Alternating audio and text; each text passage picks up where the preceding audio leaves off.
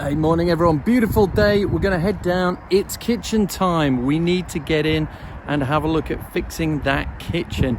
So I'm gonna get the laser level out, and just see how far out it is, where I can put the plugs, where the work surfaces are gonna go, and those sort of things. Kind of plan it out, mark it out, scrape it out, scratch it out, and all the rest of it, and then see about putting the sockets in the right spot and the extractor. You know those days where you wake up and you think, I know what I'm doing and it's all right, I'm going to crack on. And then when you start saying it out loud, you realize how big a job it is. It's one of those, I can feel it. However, today also might be something extremely exciting about another project, another dream house, and this is one that kind of could blow your minds. It's blowing mine, but we've got this dream and I'm going to fulfill and make this dream a reality. So I'll see you inside with a laser in hand. Oh yes.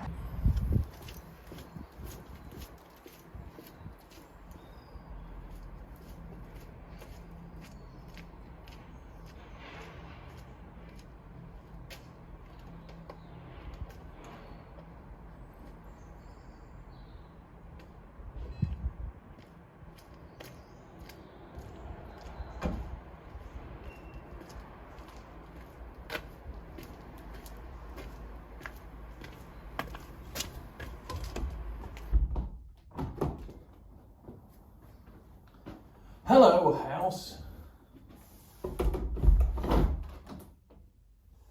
How are we doing? Today, house, we're going to be doing this bit.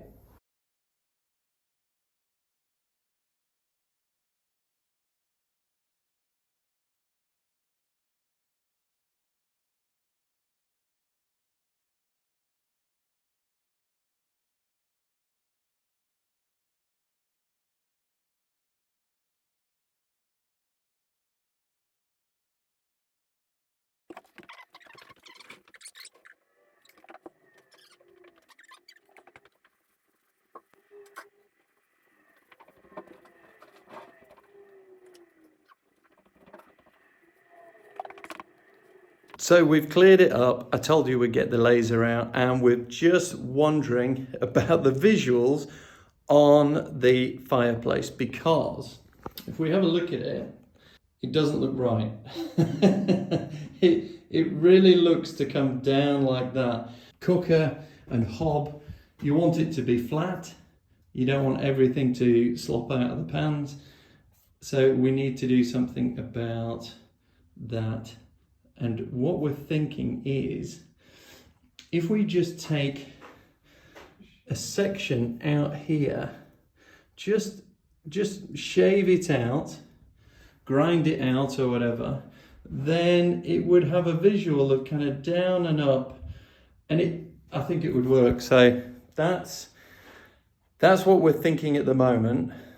We're looking at the cupboard heights as well. So there is a 9 centimeter drop from this corner of the fireplace round to the door. So that's going to be a typical height of a unit. And as we come around here, it's above the windowsill because it just had to be, didn't it? But when we're at this point, that height is 99 centimeters. Not 90. So we've got a 9 centimeter drop on the diagonal across this kitchen floor. There's no way that we can lift the floor because, you know, we can't add 9 centimeters there, because then this whole door frame would have to be replaced and the door would have to be replaced and everything. That would be ideal, but that's not going to happen at the moment. And yeah, we've just got to work out how high we can get cupboards and keep them level and keep this level and do it. Yeah, without it looking silly or wonky. Or the crazy thing is, you can get it level, but it looks not level. And obviously in a kitchen, you want your work surfaces flat. You don't want everything to be on a slope and everything to roll off or, you know, slop out of pans or things like that. So we've got to get the kitchen level and then adjust the visuals to make it look right. Another thing here is this line here. If I twiddle this around and get a vertical on here, yeah. So it's pretty square right down here, and then as we go up, you can see how far out that chimney breast is. It's all good fun, isn't it? Yes. Anyway, isn't it about time you went back to painting? Yeah, probably, yes. Yeah, you've thrown enough spanners in the works. Have I? I think so.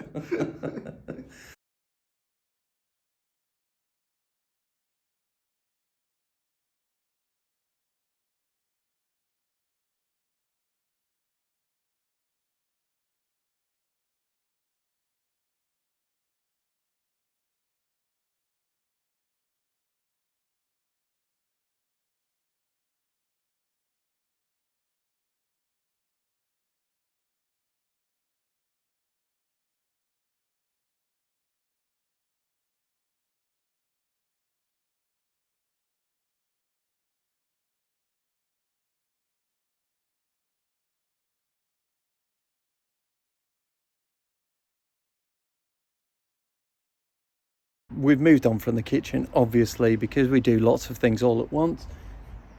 And we sort of mess about. But Matthew's going to lower out a tape measure because I want to see how high it is to that flat roof. Because I've got some other things that might need a scaffolding tower.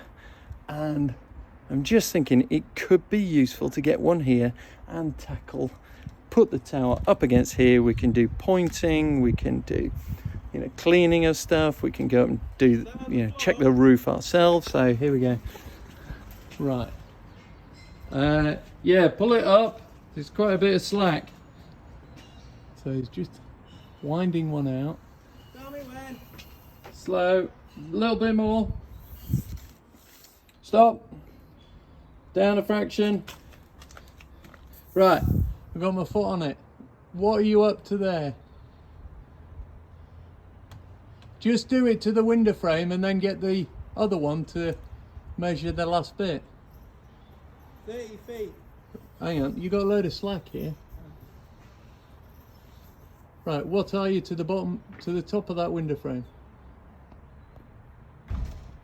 What are you to there, roughly? 8 meters. 8 meters, okay, so you've probably got another meter above your head. At least, so probably about 10 meters. 10, no, it's not 6 foot from the top of that window.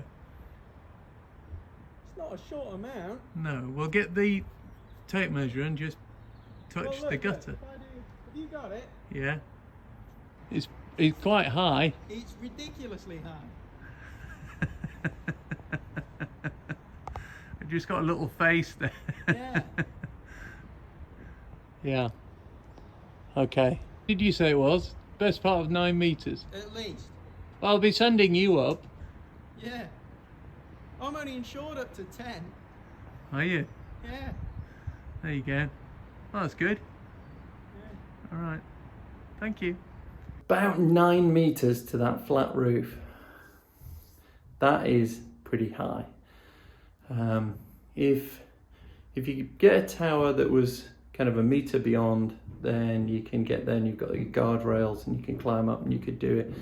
I think that could be, I think it could be definitely useful. Okay, so we might be looking at that so we can do some of the pointing, other things, as well as going and doing the roof, because roofers, yeah, we've got persisting problems and they keep coming back and we don't seem to resolve it. So one of my bugbears about that. But anyway, that's another matter. I'm thinking of that because there's lots of jobs that we've got on potential properties that might need a scaffolding tower, and need it for quite a long time. So looking at the costs, doing that could be very cost effective, because even when you've finished it, you can sell it on and you get kind of 2/3 of your money. So, you know, it's a really big outlay, but you can recoup some and you save a lot on the, you know, big scaffolding jobs.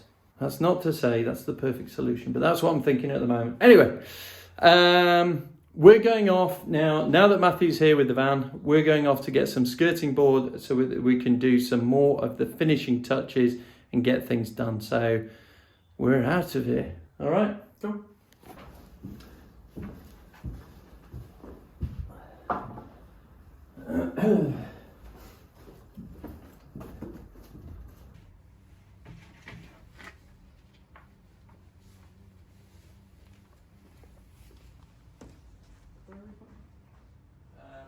Stuck him in the scenery, maybe.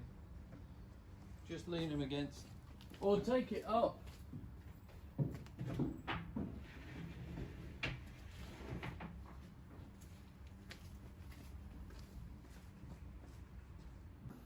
Where are we going?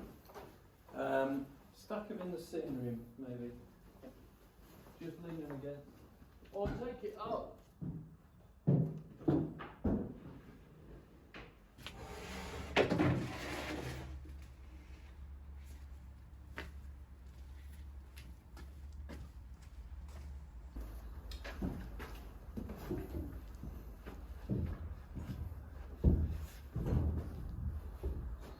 We've got a few things to do on this kitchen wall before it's ready and we've chased in and done all the bits before Matthew comes along and does the spray cork insulation.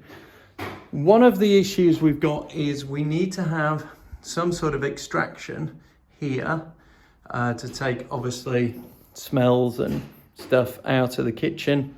I had wondered about putting in ducting to here and then bringing it down for where the cooker is going to be. It's going to be really hard to ever maintain. So what I'm thinking is on here, cooker, on here and the hob, and then an extractor here that does kind of the air, you know, so it doesn't send it outside, but then we put in extraction up there. Now, that looks all fine and dandy, and here's the corner of the window, and there's where we want to put it. But if you follow me, what we'll find is when we get outside, we have additional complications which are based around, there's the window, there's foul water, there's you know, wastewater as well. The only space we can put it is there or there, and that is really tight.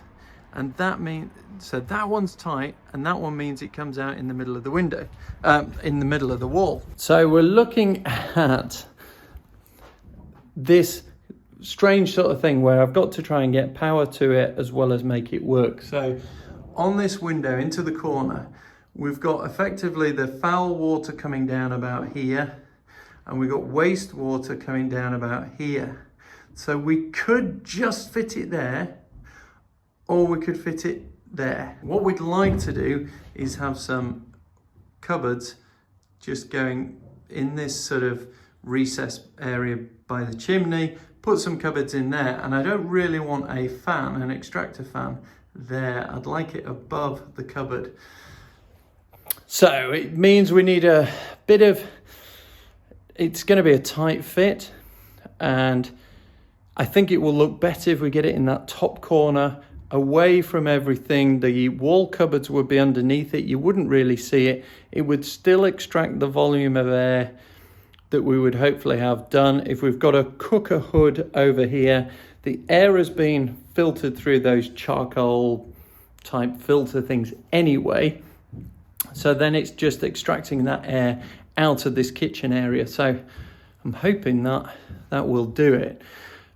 Also, down this side where the boiler is, I want to put in some switch fuses for the boiler, for an outside light, and then obviously across to the extraction. So I need to get the cable in there, I need to put the back boxes in, I need to chase out, for back boxes for sockets on here, and possibly there. And then I feel, Matthew, then we'd probably be ready to get your stuff in and spray cork it. Yep. Because that way then there's no point, spray corking it and then chasing out and disrupting it, destroying it, moving it, getting rid of it. So we're going to try and get this wall sorted, then we can spray cork it, then we can sort of put the cables in, and then we can skim it, and then we can the rest, loads. But little by little we're going to do it. I'm just looking at that is such a slope on this kitchen. If you saw it earlier, it's 9 centimeters from there to there into that corner. That's a heck of a drop. Anyway, that's what we're going to be doing. It won't be today. I've got other things to do. I'm helping him do some digital marketing stuff and landing pages and emails and opt-ins and forms and all the rest of it. So I'm going to be doing a bit of that. But stay tuned, because Matthew is going to be fitting some skirting board. Oh, we're trying to. The corners are quite tight. How am I going to fit it together?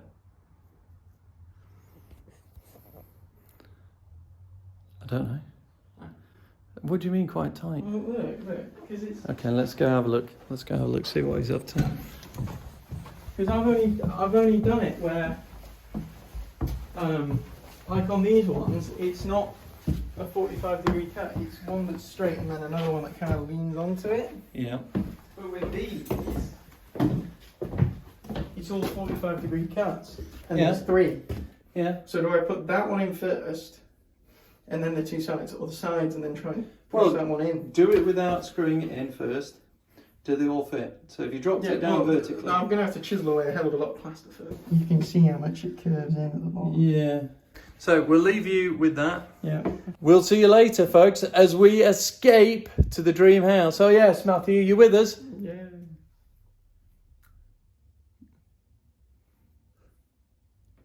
What? Right, come on, have a way.